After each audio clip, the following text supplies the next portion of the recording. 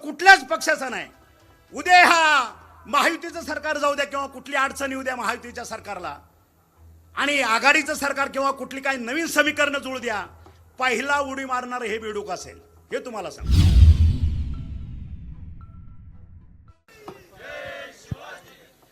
खरं तर मला वाटतं भरपूर भाषणं झाली, विचार मंथन झालं। मला वाटतं जेवण झाले की नाही मला माहित नाही, आता वाजलेत 2-2:30। काही जेवायचे असतील त्यांना नम्र विनंती करतो की थोडा अर्धा तास थोडी कळ धरा। लोकही तिकडे तुमची वाट बघत बसला, जसं जाल तसं तुमच्या हातात ताट मिळेल, चिंता करू नका। आज हा जो शेतकरी मेळावा आहे, पहिलं आयोजक जे वकील साहेबांनी सांगितलं की आम्ही राबतो आणि हे करतो, तर त्या आयोजकांचं त्यांच्या सहकार्याचं आपल्या सर्वांच्या तर्फे त्यांना धन्यवाद देतो, त्यांचं अभिनंदन करतो। आज ह्या शेतकरी मेळाव्याला संबोधित करत असताना आपल्या महाराष्ट्राचं आराध्य दैवत कुलस्वामिनी आई तुळजाभवानी, भारताचं आराध्य दैवत छत्रपती शिवाजी महाराज, संभाजी महाराज, हिंदू हृदय सम्राट बाळासाहेबजी ठाकरे, आनंदजी दिघे साहेब, महाराष्ट्राचे लाडके उपमुख्यमंत्री, माझ्या पक्षाचे पक्षप्रमुख एकनाथजी भाई शिंदे, ह्या व्यासपीठावर उपस्थित असलेले धाराशिवचे जिल्हा प्रमुख दत्ताअण्णा साळुंके, सूरजजी साळुंके, सुधीरांना पाटील, गौतमजी लटके, भारतीताई गायकवाड, अजित लाटाळ, धनंजय दाभेकर, संदीप मडके, नितीन पाटील, अजित खोत, दिलीप सावंत, अमोल पाटील, राहुल पाटील, गणेश जगताप, अमोल माकोडे, युवा सेनेचे ईश्वर शिंदे, संतोष जगदाळे, अमोल जाधव, भरपूर नाव आहेत। कसं आहे, कुणाचं नाव राहिलं तर पुन्हा ते लगेच चेहरे बारक करतील, त्यांचं लक्षच लागणार नाही पुन्हा भाषणाकडे। अविनाश खापे पाटील, मायाताई चव्हाण, आशाताई आवाड, संजय नाना गाडवे, शिवहारा स्वामी, शशांक सस्ते, अमोल जाधव, राहुल डोके, उद्धव साळवी, नागजी नायकवडी, घोगरेसर, योगेशजी केदार आणि ह्या सर्वांच्या सहकार्यानं ह्या ठिकाणी कार्यरत असलेले माझे पुतणे केशवजी सावंत साहेब। खरं तर हा शेतकरी मेळावा आणि येणाऱ्या 2026च्या बाबतीत जिल्हा परिषदेच्या निवडणुका, ह्या दोन्हीचाही परामर्श आज आपल्या सगळ्यांच्या माध्यमातून घ्यायचा आहे। कारण आता जिल्हा प्रमुखांनी सांगितलं सूरजने की आम्हाला फसवलं। अरे पण ज्या गावच्या बाबळी त्याच गावच्या बोरी 2017ला तुम्हाला आठवत असेल, धाराशिव नगरपालिकेची सत्ता उलटवून टाकणारा हाच तानाजी सावंत होता। कुठे गेले होते तुम्ही? माझ्या साक्षीनंच तुम्हाला मी उपाध्यक्ष केलं बहुमत नसताना। 40 वर्षाची सत्ता नगराध्यक्ष मकरंदराजे निंबाळकरांना केलं, 1100 मतांनी निवडून आला, त्यावेळेस भाजपचा उमेदवार होताच ना। आणि म्हणून ज्या पद्धतीनं पक्षातील काही लोकांनी, पक्षातील काही नेत्यांनी आपली औकात नसताना पंगा घ्यायचा प्रयत्न, बाजूला करण्याचा प्रयत्न जो केला, त्याची झळ त्या नेत्यांना नाही बसली, त्याची झळ माझ्या सर्वसामान्य शिवसैनिकाला बसली। आज पाय टाकायला जागा ठेवला नाही तुम्ही त्या ठिकाणी। ही सुद्धा एक नीती आहे, ही चाणक्य नीती असते। बोलवत ठेवणं, घुमवत ठेवणं, तुम्ही का बळी पडला सगळेजण? माझ्या कानावर विषय कसा, जोपर्यंत मला माझा पक्षप्रमुख सांगत नाही की तानाजीराव तुम्ही त्या धाराशिवमध्ये लक्ष घाला, नुसतं लक्ष घाला एवढं म्हणलं असतं तर एक मतानं ती नगराध्यक्षाची निवडणूक मी ज्या तानाजी सावंतनं जिंकून दाखवली असती, अदरवाईज मी तुम्हाला माझं थोबाड दाखवलं नसतं। अवकात लागते, त्याच्यामध्ये मनगटामध्ये नॅट लागतं आणि डोक्यात ताकद लागते। काय पद्धतीने आपण इलेक्शनला सामोरं जायचं आहे, समोरच्या नेत्याची पावलं, समोरच्या पक्षाची पावलं काय आहेत हे ओळखता आलं पाहिजे। आणि म्हणून आज तुम्ही विचार करा, मूळ भाजपाबद्दल माझी अजिबात तक्रार नाही, ह्या जिल्ह्यातला, धाराशिव जिल्ह्यातला मूळ भाजपचा एकही कार्यकर्ता शिवसेनेच्या विरोधात जात नाही, कारण रक्त एक आहे. मग खोट कुठं आहे? खोट विचारात आहे, खोट रक्तात आहे. आलं का लक्षात? आज तो उंट आपल्या मंडपात घेतला भाजपवाल्यांनी, पण त्यांना माहित नाही एक दिवस हाच उंट सत्तांतर झाल्याबरोबर दुसऱ्या मंडपात जाणारा हा पहिला उंट असेल ह्या जिल्ह्यातला. हे भाजप नाही ओळखलं पाहिजे. आमची भाजपच्या मूळ लोकांविषयी, RSSच्या लोकांविषयी अजिबात तक्रार नाही, परत एकदा सांगतो. पण विचारातली खोट, नियतीतली खोट, विचारातली अशुद्धता हे तुम्हाला ओळखता आलं नाही. हे त्यांचा यश आहे, हे तुमचं अपयश आहे. हे पहिलं मान्य करा, हे पहिलं मान्य करा. आणि म्हणून जर 100-150 किलोच्या पैलवानाबरोबर जर 40 किलोचा पैलवान तुम्ही ताकदीला उतरवला, समोरचा तुम्हाला कणगळीवरतीच खेळत नेणार ना. तुम्ही फडात किती जरी फिरला दंड आपटीत, ती बघतच बसते तुमच्याकडे. त्याला माहित आहे 1.5 मिनिटात चितपट करायचा आहे, पण लोकाला बी खुश केलं पाहिजे. आणि म्हणून तुम्हाला पहाटे 3 पर्यंत खेळवत ठेवलं. मग सगळेच तुम्ही मूर्ख कसे निघाले? मुंबईतल्या पक्षाच्या नेत्यापासून गल्लीतल्या शाखा प्रमुखापर्यंत तुम्ही मूर्ख का निघाले? का तुम्ही जाणून बुजून मूर्खपणा स्वीकारला? हा माझा सवाल आहे. मी असतो तर काय केलं असतं? युती पहिल्या दिवशीच धुडकावून लावून 1+1=40, 41च्या 41 रुपये. माझा शिवसैनिकाच्या रक्तात लढवायापणा आहे, लढायचा गुण आहे. यश अपयश आम्ही नंतर बघतो, त्याचा कधी मुलाहिजा आणि त्याचा हिशोब माझ्या शिवसैनिकांनी केला नाही. कारण बाळासाहेबांचा शिवसैनिक हा निवडणुका जिंकल्या पाहिजे, सत्तेत गेला पाहिजे, ह्याच्यासाठी कधी 60 वर्ष लढला नाही. ज्या ज्या ठिकाणी अन्याय होतो त्या त्या ठिकाणी माझा शिवसैनिक तळ हातावरती शीत करून पहिला उभा राहतो. हा बाळासाहेबांचा शिवसैनिक आहे. सत्तेसाठी तो जन्मलेला नाही. आणि म्हणून बाळासाहेबांची शिकवण कुठली शिकवण आहे? 80% समाजकारण आणि 20% राजकारण. ही भूमिका बाळासाहेबांची आहे. आणि मग मी असं म्हणेन, प्रश्नचिन्ह उभा करतो या आपल्या इथल्या नेत्यावरती. तुम्ही 80%चा विचारच करत नाही, तुम्ही फक्त 20%च्या मागे लागलेला आहे. आणि हे मला मान्य नाही. माझं पहिलं ध्येय 80% आहे. पहिलं ध्येय 80% आहे. आता सगळ्यांनी सांगितलं हा बंद पडलेला कारखाना चालू केला, तो बंद पडलेला कारखाना, 3 कारखाने बंद पडले होते ह्या जिल्ह्यातले, 3ही चालू केले. ह्याचा परिणाम काय झाला बघताय तुम्ही. आज 5-6 हजार टनांना हा कारखाना सुरू झाला. आज शिवशक्ती तो 2,000 सुरू आहे. नरसिंह तो 2,000 आता सुरू आहे. हे कारखाने किती टनानं सुरू होतात ह्याच्यापेक्षा ह्या भूमीतली, ह्या ढोकीची, ह्या तेरची, बाजारपेठेची गेल्या 12 वर्षामध्ये काय अवस्था झाली होती हे सर्वांनी बघितलं. ओस पडलेला भाग होता ह्या ठिकाणी. जी लोक ह्या ठिकाणी आमचे खापे असतील, आमचे खोत साहेब असतील, आत फिरत होती. चिलारी डोक्याएवढ्या चिलारी होत्या, आत पाऊल टाकता येत नव्हता. हा परिसर आज, हा परिसर ज्याचा तुमचा आशास्थान आहे, तुमचा स्वाभिमान आहे. तेरणा हा सर्व 36,000 सभासदांचा स्वाभिमान आहे.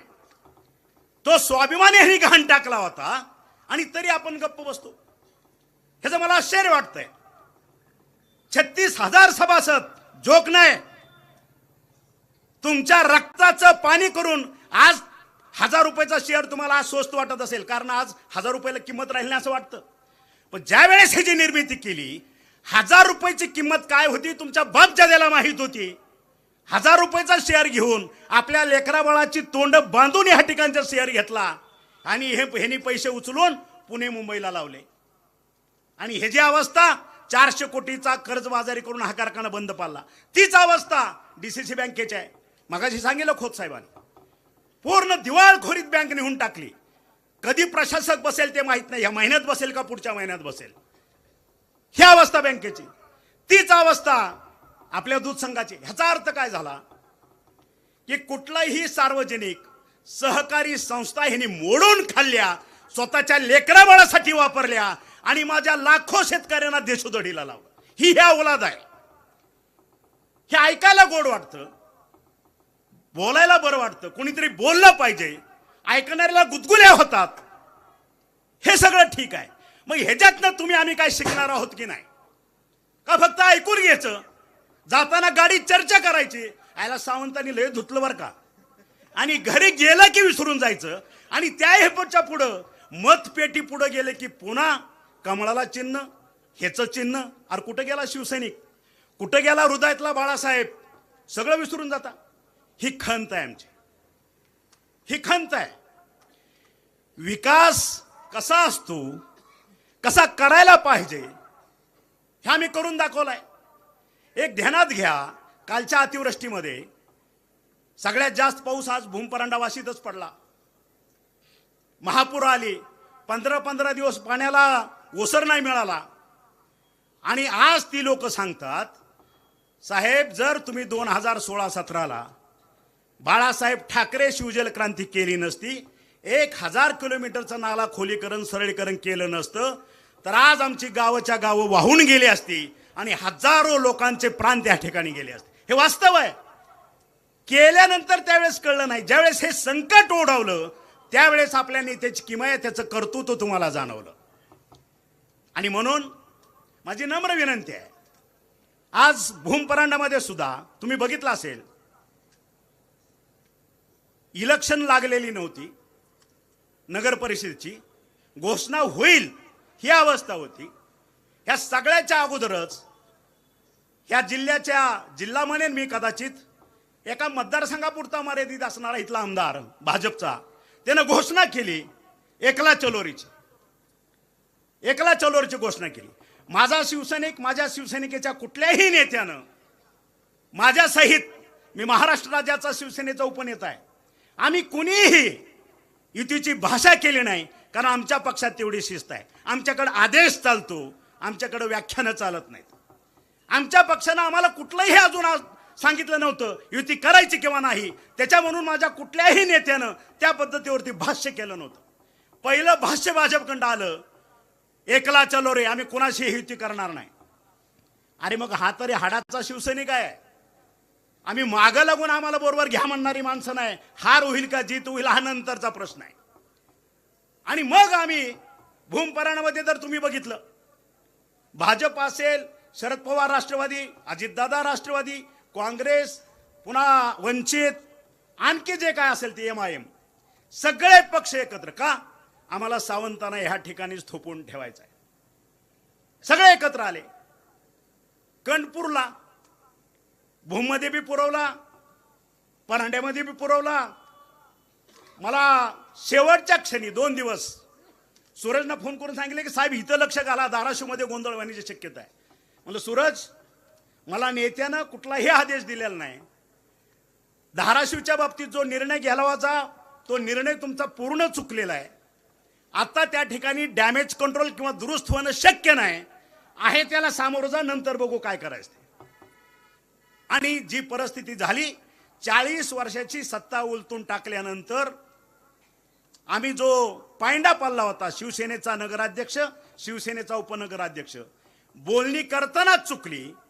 आपलं चालूतला नगराध्यक्ष, चालूतला उपनगराध्यक्ष होता, बोलणी करणाऱ्यानं पहिलं हे भाष्य करायला पाहिजे होतं. ही 2 पदं आमची, बाकीची खाली जी बोलणी करायची तुमची जी असेल ते आम्ही मान्य करतो. पण 2 नगराध्यक्ष आणि उपनगराध्यक्ष ही पदं शिवसेनेचीच असणार. बोलणी इथं चुकलेले आहे. आणि तुम्ही बघा, मी परत रिपीट करतोय, जुनी भाजपवाले मला दाखवा कोण आहे तिथं.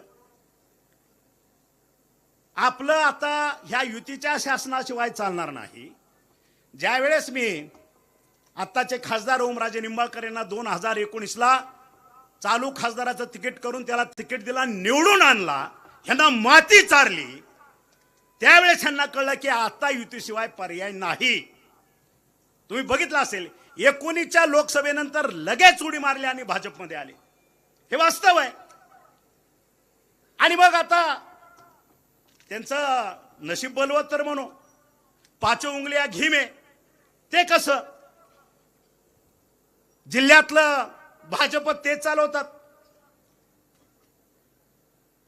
राष्ट्रवादीशी नातक होतं, अजितदादा राष्ट्रवादी गट ते चालवतात. सगळे बी फॉर्म ह्या खिशात ह्या खिशात. शरद पवारचे राष्ट्रवादी ते मागच्या खिशात, ते बी फॉर्म त्यांच्याकडं. एक आमच्यातला गद्दाराचा गट शिवसेनेचा ते बी पुढच्या खिशात, त्याचे बी फॉर्म तिथं. राहिला कुठला पक्ष? आणि काँग्रेसचं तरी हास्यास्पद झालंय. ज्या वेळेस आमच्यासारखे बालबच्चे नव्हते, लढणारं एकही नेतृत्व ह्या जिल्ह्यामध्ये नव्हतं, त्यावेळेस मी तरी असं म्हणेन, मला वंदनीय आहेत, वंदनीय मधुकररावजी चव्हाण, त्यांनी ह्या महाशक्तीला तोंड दिलं, 30 वर्ष किल्ला लढवला. आणि कशासाठी एवढे सरेंडर झाले हे त्यांनाच विचारा. तेही आजच्या पाचच्या खिशात कुठेतरी ठेवले, संपला विषय. आणि म्हणून युती का आघाडी हा विषयच राहिलेला नाही ह्या ठिकाणी. 5-5 पक्ष ज्यावेळेस एक माणूस घेऊन चालतो, हा कुणाचाच नसतो हे लक्षात ठेवा. कारण गद्दारी ही रक्तातच आहे, तो कुठल्याच पक्षाचा नाही. उद्या हा महायुतीचं सरकार जाऊ द्या किंवा कुठली अडचणी उद्या महायुतीच्या सरकारला, आणि आघाडीचं सरकार किंवा कुठली काही नवीन समीकरणं जुळू द्या, पहिला उडी मारणार हे बेडूक असेल, हे तुम्हाला सांगतो. कारण तत्व आणि नियत या दोन्ही गोष्टीचा अभाव असणारी माणसं आहे. विचार हा प्रकार नाही, तत्व हा प्रकार नाही. आणि त्याच्यामुळं आपण सावध होणं गरजेचं आहे. माझी कळकळीची विनंती आहे माझ्या सभासदांना तेरणेच्या, माझ्या बापाचा कारखाना नाही, तुमचा आहे, तुमच्या बाप जाद्याचा हा तेरणा कारखाना आहे, हा तुमचा स्वाभिमान आहे. मी फक्त निमित्त आहे, मी फक्त निमित्त आहे. तुमची इच्छाशक्ती एवढी तीव्र होती, 12 वर्ष तुम्ही तप केलं, 12 वर्ष वनवास भोगला, आणि त्यानंतर तुमच्या इच्छाशक्तीला फळ प्राप्त झालं. हा तेरणा भैरवनाथनं घेतला आणि तो चालू केला. माझ्या बापाचा नाही, हा तुमच्या बापाचा कारखाना, हे ध्यानात ठेवा. मी फक्त निमित्त आहे, मी कामगार आहे, तुमचा चालू करून दिला. कसा चालवायचा काय? कामगार माझ्या घरात आणले मी. ऊस माझ्या एकट्याचा 5000 एकर ऊस आहे, इथं मला ते गाळायचं आहे काही नाही. माझ्या शेतकऱ्याची लेकरं त्या ठिकाणी आनंदानं काम केलं पाहिजे, त्यांच्या टपऱ्या बिपऱ्या व्यवस्थित चालल्या पाहिजे, त्यांचे उद्योगधंदे चालले पाहिजे. आणि माझ्या शेतकऱ्याचा ऊस ह्या कारखान्यानं, आसपासच्या कारखान्यानं जो भाव देईल त्याच्यापेक्षा 1 रुपये तरी तानाजी सावंत जास्त देणार, हा शब्द आज तुम्हाला मी देतोय. मागं पुढं होईल, चिंता करू नका, शब्द आहे हा. आलं लक्षात? एका बापाचा पोरगा आहे तानाजी सावंत, 10 बापाचा नाही. विचार एक आहे, तत्व एक आहे. जो बोलतो तेच करतो, जे सांगतो तेच करतो, असं वावगण थापा मारणारी ह्या औलाद नाही. आणि म्हणून परत एकदा छाती टोकवून सांगतो, 36,000 सभासदांचा कारखाना, माझ्या अंदाजानं महाराष्ट्रात सगळ्यात मोठा असलेला हा साखर कारखाना आहे. आणि त्याचा गतवैभव मी प्राप्त करून देण्याचा प्रामाणिक प्रयत्न केलाय. आणि मग तुमची शक्ती तुम्हाला समजतच नाही. जसं हनुमानाला त्याची शक्ती कळत नव्हती, हनुमानाला शक्ती कळतच नव्हती, ते असं घाबरून बसायचं हनुमान कुठंतरी. बाकीचे त्याला त्याचं पूजन कर, तिची आराधना कर, तिची स्तुती कर, पण त्याला शक्तीहीन झाल्यासारखं वाटायचं. पण त्याच्यात प्रचंड शक्ती होती, ती कोणीतरी जागृत करणं गरजेचं होतं. आणि म्हणून श्रीरामानं त्याला आठवण करून दिली, हनुमाना, ज्या ज्या वेळेस तुला असं वाटेल त्या वेळेस फक्त जय श्रीराम म्हणायचं, तुझं सर्व शक्ती सर्व काही पुन्हा पुनर्प्राप्त होईल. बरोबर आहे? थोडं आपण रामानेच जाऊ. त्या पद्धतीनं आज जो माझ्या पुढे समुदाय बसलेला आहे, शिवसैनिक म्हणून किंवा तेरणेचा सभासद म्हणून, 36,000 ही ताकद आहे तुमची. 36,000 गुणिले 4 मतं धरा, 1,60,000 मताचे मालक आहात तुम्ही. हे जागृत व्हा, सावध व्हा, धोका आहे समोर. आणि आपला विकास, आपल्या लेकराबाळाचं कल्याण कोणाकडे आहे त्यांच्याबरोबर करा. तुम्हालाच राज्य करायचं आहे, तुम्हालाच सत्ता भोगायची आहे, मी फक्त निमित्त असणार आहे, हे ध्यानात ठेवा. आणि म्हणून आज हा मेळावा असेल, विजय संकल्प मेळावा असेल, पण हा विजय संकल्प मेळावा, ह्याचं फाउंडेशन, ह्याचा पाया हे माझे 36,000 सभासद आहेत तेरणेचे, जो तुमचा स्वाभिमान आहे. आणि परत एकदा विनंती करतो, आता दाभेकर वकिलांनी सांगितलं, आलं पायाजवळ की तुम्ही त्याला माफ करता. अरे तो माझा स्वभाव गुण आहे. समोरच्या डोळ्यात मी अश्रू बघू शकत नाही. आज महाराष्ट्रातले कमीत कमी 500 ते 700 मुलं मी दत्तक घेतलेले आहेत. मराठा क्रांती मोर्चाच्या माध्यमातून असतील, गोरगरिबांनी कोणी आत्महत्या केली असेल, कुणी ऍक्सिडेंटमध्ये वारला असेल, त्याचा मुलगा असेल, मुलगी असेल, त्याचं कुटुंब असेल, महाराष्ट्राच्या कोणाकोपऱ्यातनं येऊन बघा, दत्तक घेतलेले आहेत, त्यांच्यावर अक्षदा टाकेपर्यंतचं सगळं दायित्व माझं असेल, त्यांचं पालकत्व मी स्वीकारलेलं आहे. आणि हे कोण करतं? माझ्याकडे पैसा लय उतू चाललाय, मला माझ आहे असं नाहीये, मी बी कर्जबाजार आहे. पण एक हृदयात कुठेतरी जागा असते. माणूस आपलं सिंहावलोकन करतो. आपण कशा परिस्थितीत आलो, आपल्या पायात चप्पल नव्हती, आपण नुसतं सर्टिफिकेटचा बिंडोळा भरून पुण्यात आलो, 700 रुपयावरती नोकरी केली, त्याच्यात नाही हे साम्राज्य उभं केलं. आणि इतरांसारखं इथल्या लोकांचा रक्ताचा पैसा गोळा करून पुण्या मुंबईत नेऊन इन्व्हेस्ट नाही केला. मी तिथं कमवलं आणि तिथले पैसे आणून इथं टाकून ज्या शेतकरी कुटुंबातनं मी जन्मलो त्याला कुठंतरी न्याय देण्याचं काम मी केलं. ही माझी चूक नाही ना, हे अध्यात्म आहे. मी वारकरी पंथातला आहे, मी सांप्रदायिक पंथातला माणूस आहे. खोटं बोलणं, कुणाला तरी डिवचणं, राजकारणासाठी वक्तव्य करणं हे मला जमत नाही. आणि म्हणून मी जे बोलतो ते लोकांना पटकन लागतं. मी जे बोलतो ही मीडिया 4 दिवस त्याच्या बातम्या प्रचंड हे करतात, कारण हे वास्तव असतं, हे सत्य आहे आणि परखड आहे. कुणाला लागतं कुणाला लागत नाही त्याचा मी कधीच विचार केला नाही. जे आहे ते आहे. आणि म्हणून मी माझ्या ह्या मतदार बंधूंना जागृत करण्यासाठी हा मेळावा ठेवला की कुणाच्याही भूलथापाला बळी पडू नका, कुणाच्याही मागं वाहत जाऊ नका. आपल्याला शिवसेनेचा भगवा या जिल्हा परिषदेवर तुमच्या माध्यमातून फडकवायचा हे ध्यानात ठेवा. ही खुणगाट बांधा. आणि काय करणार जिल्हा परिषद? सगळेच म्हणतात जिल्हा परिषद आणल्यानंतर आम्ही हे करू ते करू ते करू. मी तरी इथल्या एका नेत्याचं बघतो गेले 2-4 वर्ष. काय बघतो? सकाळी अर्धा तास झाले की त्या काय फेस टाईम का काय असतं ते मोबाईलवर यायचं, काहीतरी बोलायचं. काय कारण? मी ही धावपट्टी करणार. काय करायचं? इथं बोईंग विमान येणार. काय करायचं? उपग्रहावरनं एलियन्स इथं उतरणार. अरे काही चाटायचं आहे का? माझ्या पोराचं उद्या दप्तर आणायचं आहे, माझ्या दवाखान्याची बिलं भरायची आहे, ती माझ्या पोरीचं उद्या लगीन आलंय त्याला पैसे नाही, तुझं बोईंग विमान आणि तुझं हे बघून आम्हाला काय करायचं आहे? त्याचा काय उपयोग आहे आम्हाला? आणि चोरायची एक लय सवय. विमानाचा विषय निघाला म्हणून धाराशिवची धावपट्टी विमानाची चांगली व्हावी हे पहिलं पत्र कोणी दिलं? ह्या मीडियाला विचारा.